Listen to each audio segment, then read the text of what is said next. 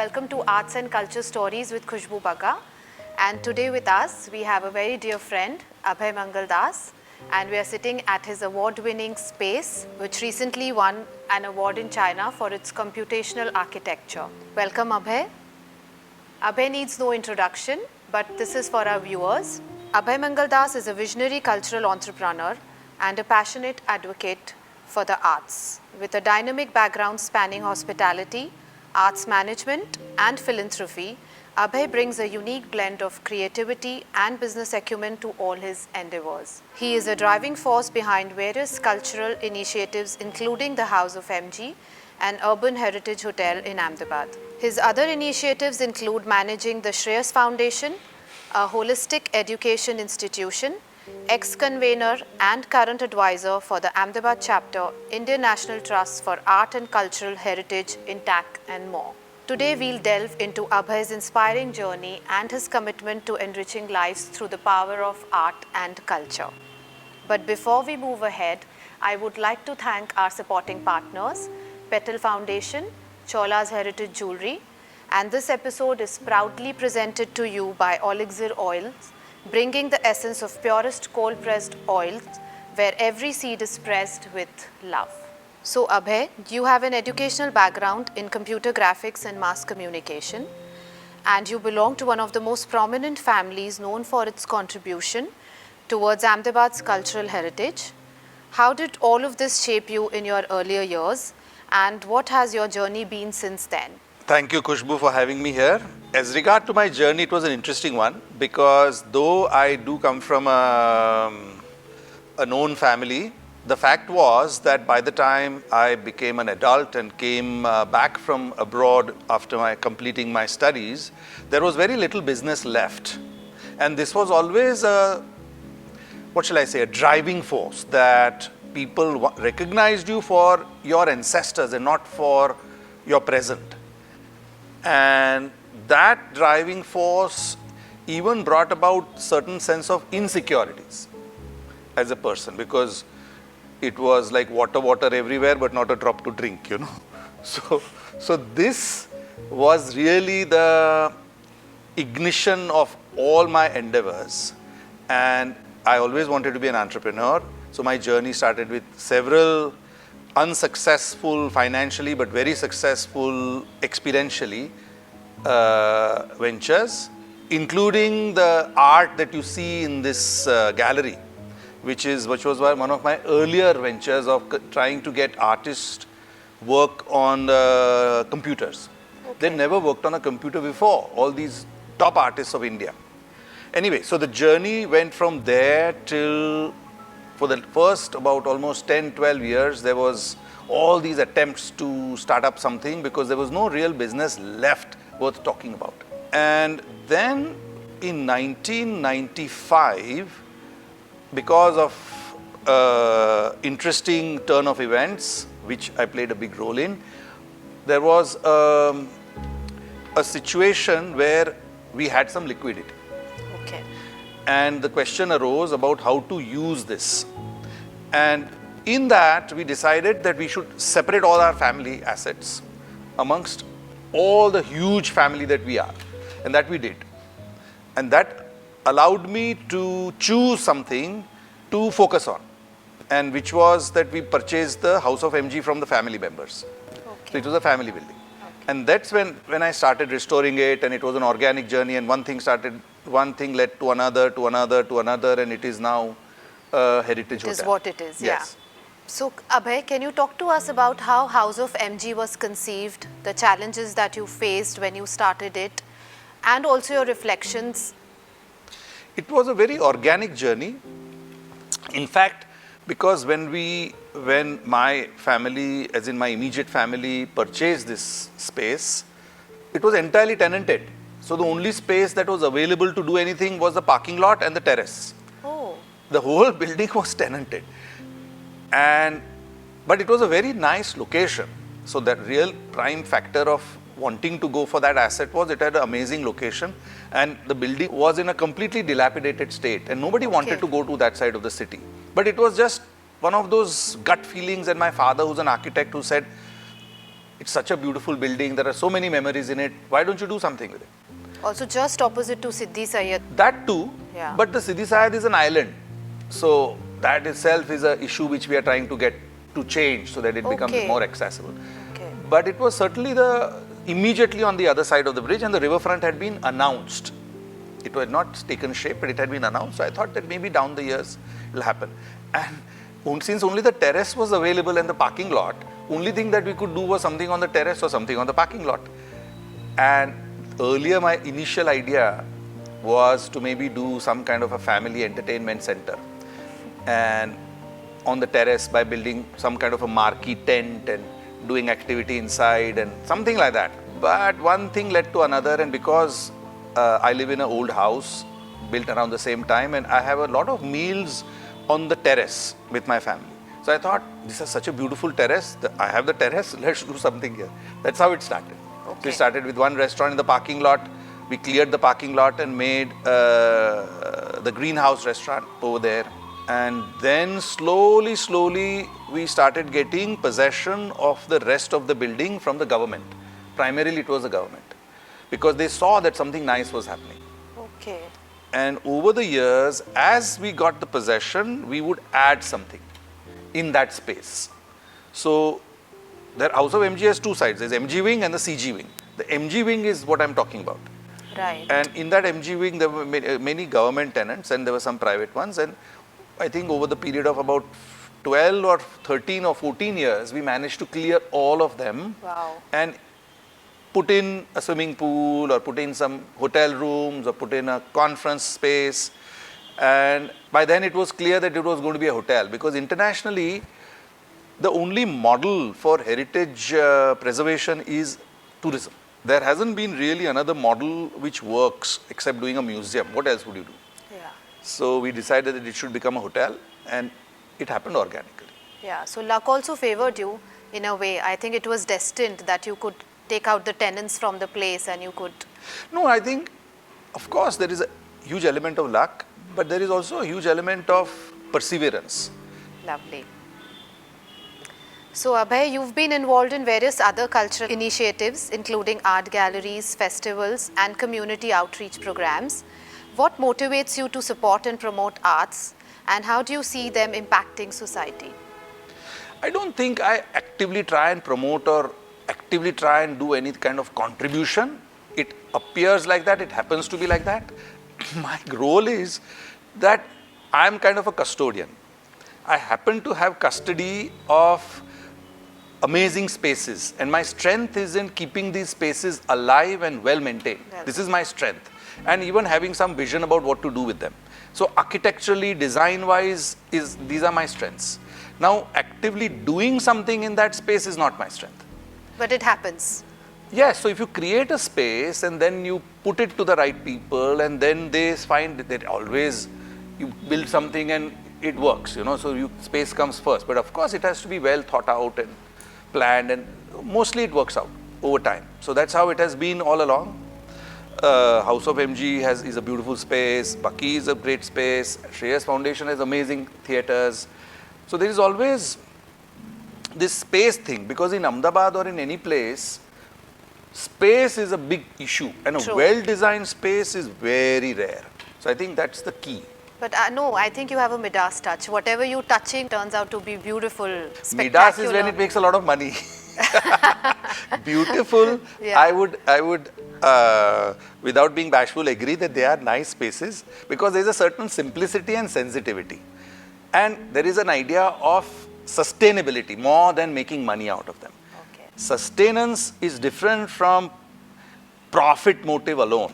I mean, again, I'm not trying to say I'm some big philanthropist, but just the way we've been brought up, the school I went to, etc., the motive is trying to always get the best, bigger picture and do the best you can, and not compromise on quality for the sake of money, So there are no shortcuts. We just don't take shortcuts in anything we do, regardless. And I think because it is rare, people appreciate. And then it stands the test of time, because you continuously do it. Now our ventures have been very old. Shreyas is 75 years old.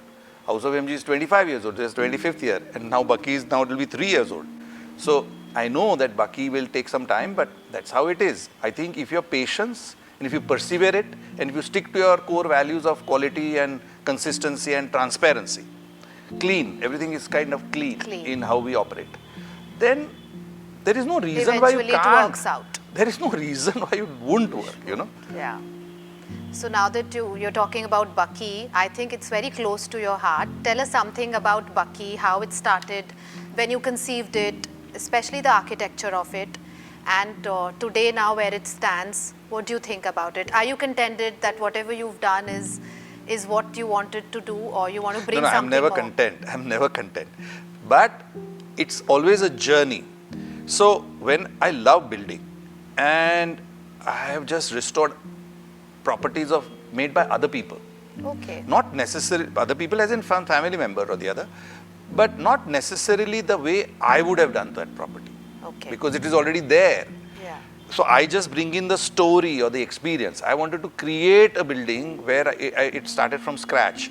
And for that also there was a very strong idea. It was more the idea rather than the design. The design is an outcome of the idea. The idea was the philosophy of building. Building industry, as most people know but have not thought of as such, is the only industry where the entire site becomes a factory. Okay. The factory goes to the site. The site is not, it's not made in the factory. Normally in an industrial age, products are made in a factory and then taken to site. True. This is the only place, it's so messy, it's so unorganized, there is no quality control. In India, the way we build with brick and mortar. You know, you take cement and concrete and all the material to site, and you depend on the workers over there and the condition of the weather, and everything affects the quality of the building.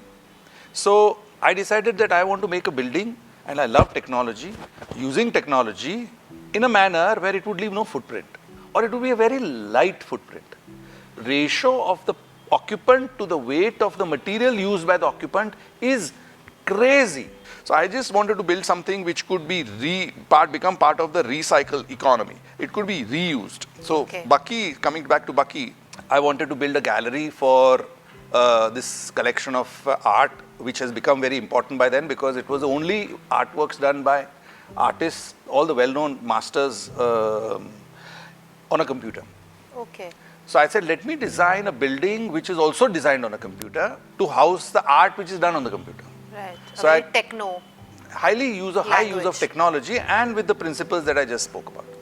So I found a very interesting architect called Jwalant Madewala, and two architects whose philosophies were very inspiring and were aligned to the ideas that I had was Buckminster Fuller and Fry Otto. So Buckminster Fuller designed the geodesic dome, and geodesic dome is a cellular architecture where there is no skeleton. Normally a building has a skeleton and a skin. Okay. So here the skeleton is not there, but the skin itself is a structural element. So it's called an exoskeleton. To give an example, in real life there are the crab. The crab has no skeleton. So the shell itself is so strong that it acts as a skeleton. This is done through geometry. So this is a geometry of triangulation. This is not a Baki dome, but inspired by it. Baki dome is a geodesic, which is a triangular cell, and that triangular cell is so strong when it becomes a triangle that it works on the gravitational force of the earth and physics, whereby by pulling it down it strengthens because it tightens together in all the cells. And there was a geodesic dome in Ahmedabad, the Calico dome. So Buckminster Fuller had helped my grand uncle make it. And there was a geodesic dome in our garden, which was an aviary done by my dad. Okay. So I had grown up looking at this.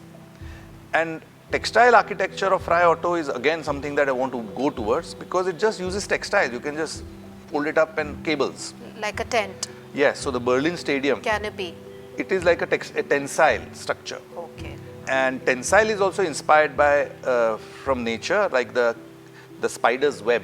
The spider's web is very efficient. You know, it remains in the air and it takes all the tension of the wind, but it remains. So the way the web is, the wiring of the structure is. Okay. And then if you put a fabric on it, it remains alive almost with the elements, but it's very strong. Goal is to use minimal material and something which is part of the recycled economy. It can be reused. So Buckminster Fuller idea inspired Jwalant, who is a parametric architect. Parametric is also another kind of a mathematical way of computation, which allows you on the computer to create different types of triangles, which this is, and which can be load bearing. So all of Zaha Hadid, if you heard of the architect, of course. her architecture is all parametric. Okay. And this guy worked with her. Okay. So he is one of the few parametric architects, and he came up with the idea and I liked it, and that's how we did it. Actually, he had never done a full parametric like this, and when we put it up, we were not sure if it would stand. So when we took away the scaffolding, we thought, I hope it doesn't collapse, or whether it will withstand storms. But we had done some tests on the computer, but now it's been there for 2 years and 10 months and it's okay. So that's how Bucky came about. And again, look at the use of space. In an art gallery, you don't use a gallery for anything else, so it's a wasted space. Right. And it's not commercially viable to have a space which is just used for Just art. there, yeah. So I said, why don't I get inspired by a church where the art is on the ceiling and the prayer is at the bottom. Right. So we put art on the ceiling in an unconventional method that you see, which is kind of slightly diagonal, and the lower portion is a theatre. It's like a black box. So then it serves both purposes, and I think it works well. So this is the first mobile art gallery, or not necessarily art, it can be used as a nightclub, we use it as a nightclub also. It's a multifunctional space. And Mobile as in? meaning you can actually remove the whole thing. Yeah, you can. Because there is no foundation, it's anchored. Right, yeah. So therefore it is possible to remove it. Let's say I want to move it to some other place after you some can time. place it. I can take the whole place away instead of demolishing it. Right, agree. And it goes into that container outside. Yeah.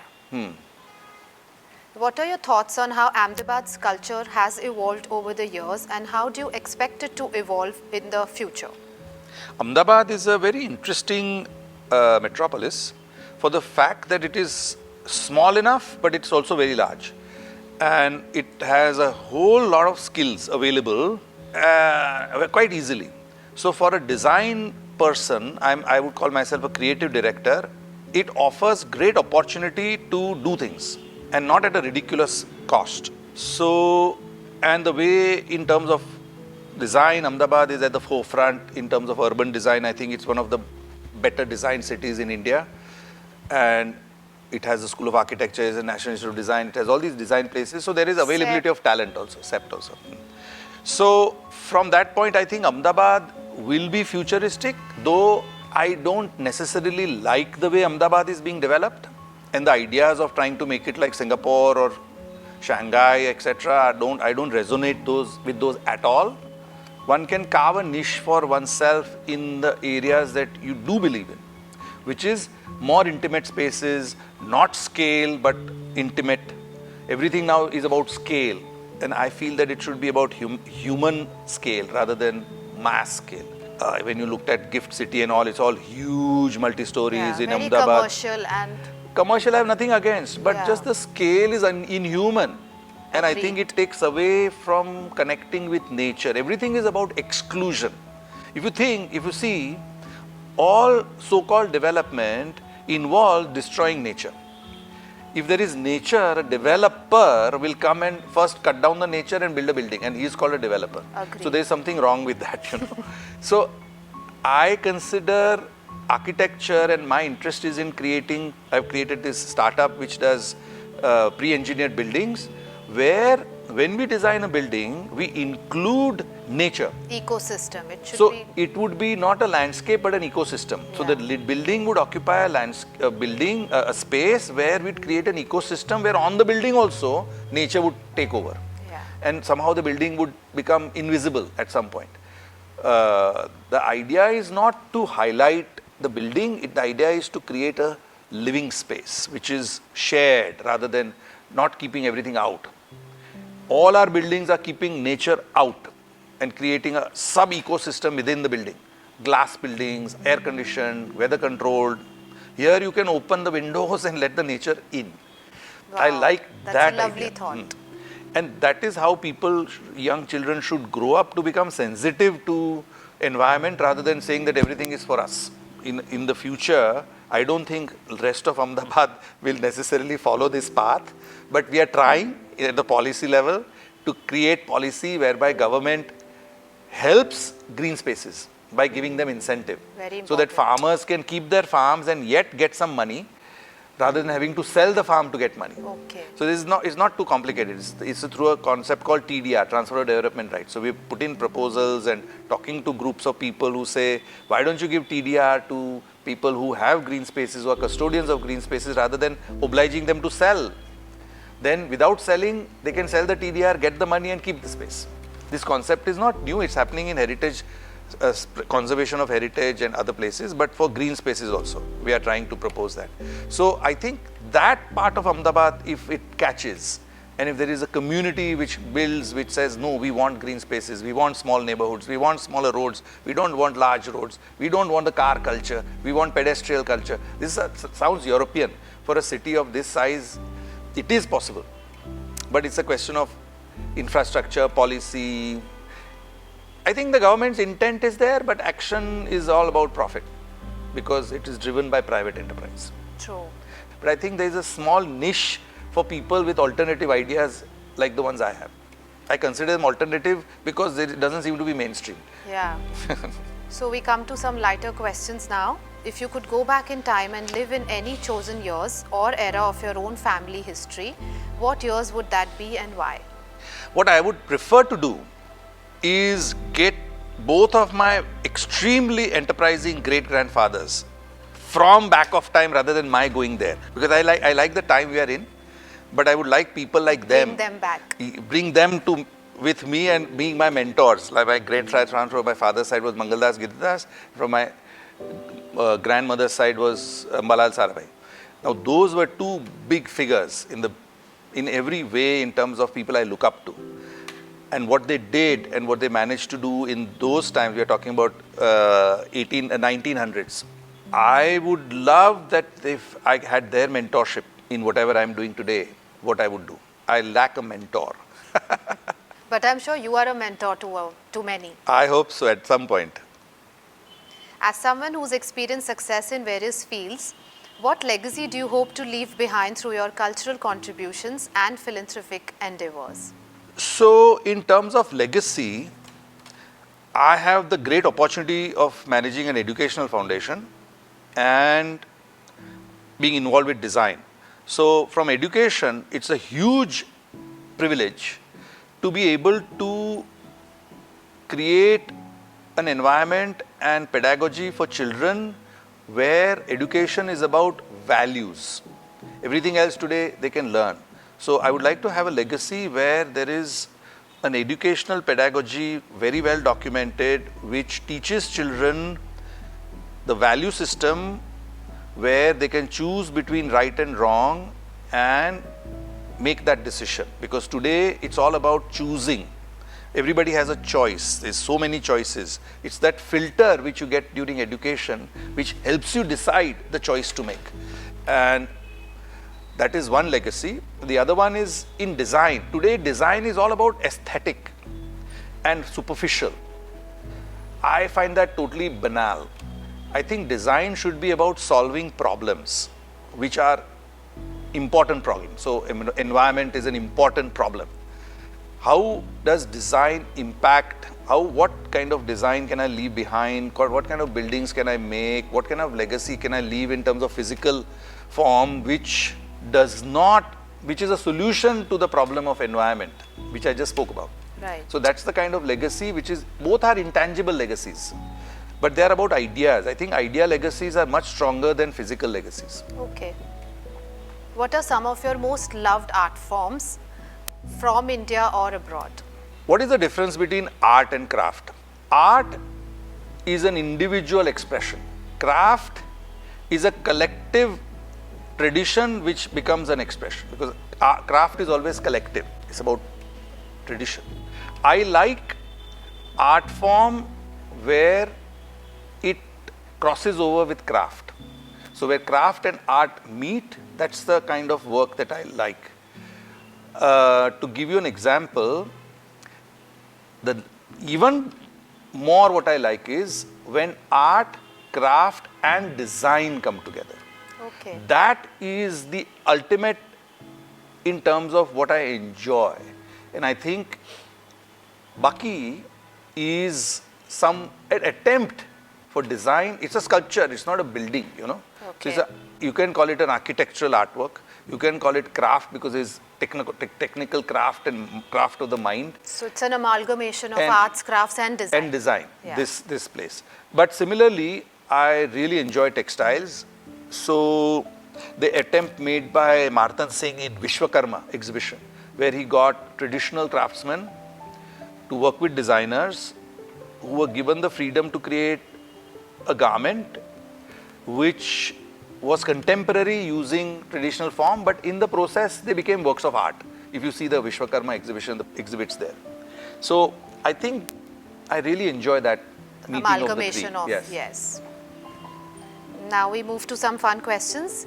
If you were to commission a self-portrait from any artist of your choice, dead or alive, who would that be and why? I think I would opt for Salvador Dali Okay. because I am kind of intrigued about the surreal side of me, because I sometimes look at myself and look at it in a surreal, I find it that who is this surreal person? You know? So I would like to see a visual of that. Okay. And if there were a biopic made on you, who do you think would be likely to play your role? Obviously somebody who has everything that I don't, because it's an aspiration. Somebody who should I say? Among the Indian actors, Ranveer Singh. Oh, Why? Because he's a funky guy. but you are not. I'm not a funky guy. Yeah. But I would like to be portrayed okay, as so one. you, okay. I wish I was. Okay. If somebody's making a biopic, what's the point of making a boring one? No, but it has to be what you It are, has to be right? genuine. It has to be closer to your character. It has to be genuine. Then it would have to be AI. I would just use AI to create myself. I would create an avatar of myself and it would play the biopic. Okay.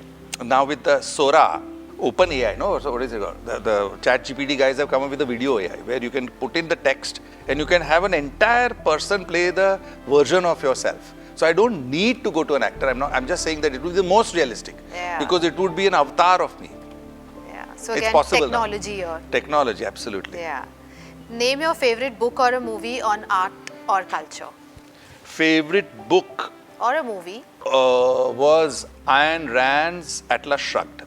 Okay. Atlas Shrugged because it's about individualism and which about how government's role should be limited to protecting individual rights and not trying to be the big brother, Okay. where society would thrive because individuals thrive rather than the collective thriving. If individuals thrive, the collective will thrive. That was the assumption of this book. And I do feel that individualism is something I'm attracted to rather than collectivism. And therefore I enjoyed that book where this whole group of individuals, they start disappearing from society and they actually are creating this idealistic place where each one is highly talented, individualistic, and they are sick of being in a place where everybody is trying to be like everybody else or the government is deciding and everything is decided by popular opinion and popular taste and popular this and popular that. Everything is about what is popular. Here it is about what you wish to do as an individual. Okay. And so most of the things I do are not, they are very individualistic. They may or may not be popular. So I like that book. Okay. Great. Name an artist whose music you resonate with and why. I like Nusrat Fateh Ali Khan. Oh, so it's mutual then. Even I love him. I Yeah. adore his music. I love him, I enjoy him, but the sheer energy in his voice Yeah. and the kind of, his lyrics are all about love and longing and Yeah. kind of, all three together are a potent combination. Yeah, yeah. It touches your soul. The music is such. So I like Nusrat Fateh. Great. If you were to collaborate with a fictional character from a book or a movie on a cultural project, who would you choose and why? So again, there was an architect character called Howard Roark in Okay. The Fountainhead, Okay. again by Ayn Rand. And that architect was extremely individualistic Okay. and he didn't create buildings like everybody wanted in the market, like everybody makes glass buildings just now, just because that's what sells. He made buildings which he was convinced about. So he was an extremely individualistic person and extremely creative. And the character is so beautifully described in this book that I would love to have an architect like that to collaborate with for the work that I'm doing to build spaces. How lovely. So thank you, Abhay, for your time. We would like you to sign this for us. Okay. Thank you. See you all soon.